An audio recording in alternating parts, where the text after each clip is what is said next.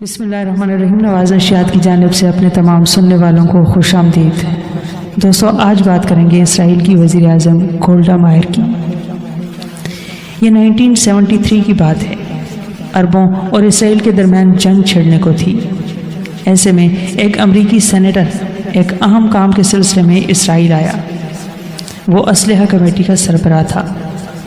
اسے فوراً اسرائیل کی وزیر اعظم گولڈا مائر کے پاس لے جایا گیا۔ گولڈا مائر نے ایک گھریلو خاتون کی مانند اس سینیٹر کا استقبال کیا اور پھر اس کے ساتھ طیاروں، میزائلوں اور توپوں کا سودا شروع کر دیا، اور پھر چند لمحوں کی گفت و شنید اور بھاؤ تاؤ کے بعد شرائط طے پا گئی۔ یاد رہے کہ اسرائیل اس وقت اقتصادی بحران کا شکار تھا، لیکن گولڈا مائر نے بڑی سادگی کے ساتھ اسرائیل کی تاریخ میں اسلحے کی خریداری کا بہت بڑا سودا کر ڈالا۔ حیرت کی بات یہ ہے کہ خود اسرائیلی کابینہ نے اس بھاری سودے کو مسترد کر دیا۔ ان کا کہنا تھا کہ اس خریداری کے بعد اسرائیلی قوم کو برسوں تک دن میں ایک وقت کے کھانے پر اکتفا کرنا پڑے گا۔ گولڈا مائر نے ارکان کابینہ کا موقف سنا تو کہا، آپ کا خدشہ بالکل درست ہے، لیکن اگر ہم جنگ جیت گئے اور ہم نے عربوں کو پسپائی پر مجبور کر دیا تو تاریخ ہمیں فاتح قرار دے گی، اور وہ بھول جائے گی کہ جنگ کے دوران ہم نے لذیذ کھانے کھائے تھے یا نہیں۔ گولڈا مائر کی دلیل میں وزن تھا، لہٰذا اسرائیلی کابینہ کو اس سودے کی منظوری دینا پڑی، اور آنے والے وقت نے ثابت کر دیا کہ گولڈا مائر کا اقدام درست تھا۔ پھر دنیا نے دیکھا کہ اسی اسلحے اور جہازوں سے یہودی عربوں کے دروازے پر دستک دے رہے تھے۔ جنگ ہوئی اور عرب ایک بوڑھی عورت سے شکست کھا گئے۔ جنگ کے ایک عرصے بعد واشنگٹن پوسٹ کے نمائندے نے گولڈا مائر کا انٹرویو لیا اور سوال کیا کہ امریکی اسلحہ خریدنے کے لیے آپ کے ذہن میں جو دلیل تھی وہ فوراً آپ کے ذہن میں آئی یا پہلے سے حکمت عملی تیار کر رکھی تھی؟ گولڈا مائر نے جو جواب دیا وہ چونکا دینے والا تھا۔ وہ بولی، میں نے یہ استدلال اپنے دشمنوں یعنی مسلمانوں کے نبی محمد صلی اللہ علیہ وسلم کی سیرت سے لیا تھا۔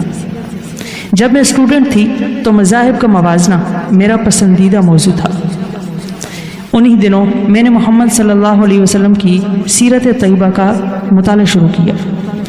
اس کتاب میں مصنف نے ایک جگہ یہ لکھا کہ جب محمد صلی اللہ علیہ وسلم کا وصال ہوا تو ان کے گھر میں اتنی رقم نہیں تھی کہ چراغ جلانے کے لیے تیل خریدا جا سکے۔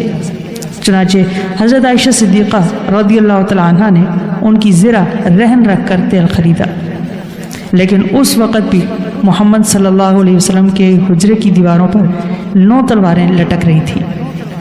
جب میں نے یہ واقعہ پڑھا تو اس نتیجے پر پہنچی کہ آپ صلی اللہ علیہ وسلم کی سیرت ہمیں یہ درس دے رہی ہے کہ دفاع کو ہمیشہ معیشت پر مقدم رکھنا چاہیے۔ میری یہ کامیابی سراسر آپ صلی اللہ علیہ وسلم کی سیرت پر عمل کا نتیجہ ہے۔ دوستو، یہ حیرت انگیز واقعہ تاریخ کے دریچوں سے جھانک جھانک کر مسلمانان عالم کو جھنجھوڑ رہا ہے، بیداری کا درس دے رہا ہے، اور انہیں سمجھا رہا ہے کہ ادڑیا باؤں اور پھٹے جوتوں والے گلابان 1400 برس پہلے کس طرح جہاں بان بن گئے۔ ان کی ننگی تلواروں نے کس طرح 4 براعظم فتح کر لیے۔ اگر پرشکوہ محلات، عالی شان باغات، زرق برق لباس، ریشم و کمخاب سے آراستہ و پیراستہ آرام گاہیں، سونے، چاندی، ہیرے اور جواہرات سے بھری تجوریاں، خوش ذائقہ کھانوں کے انبار اور کھن کھناتے سکوں کی جھنکار میں عزت ہوتی، اور یہ چیزیں ہمیں بچا سکتی، تو تاتاریوں کی افواج بغداد کو رونتی ہوئی معتصم باللہ کے محل تک کبھی نہ پہنچ سکتی۔ افسوس کا مقام ہے کہ یہودی اسلام کے سخت ترین دشمن ہونے کے باوجود جانے دو عالم صلی اللہ علیہ وسلم کی سیرت کو اپنا رہے ہیں، اور ہمیں عشق کے بلند و بانگ دعووں کے باوجود آپ صلی اللہ علیہ وسلم کے نقش قدم پر چلنے کی توفیق نہیں ہو پا رہی۔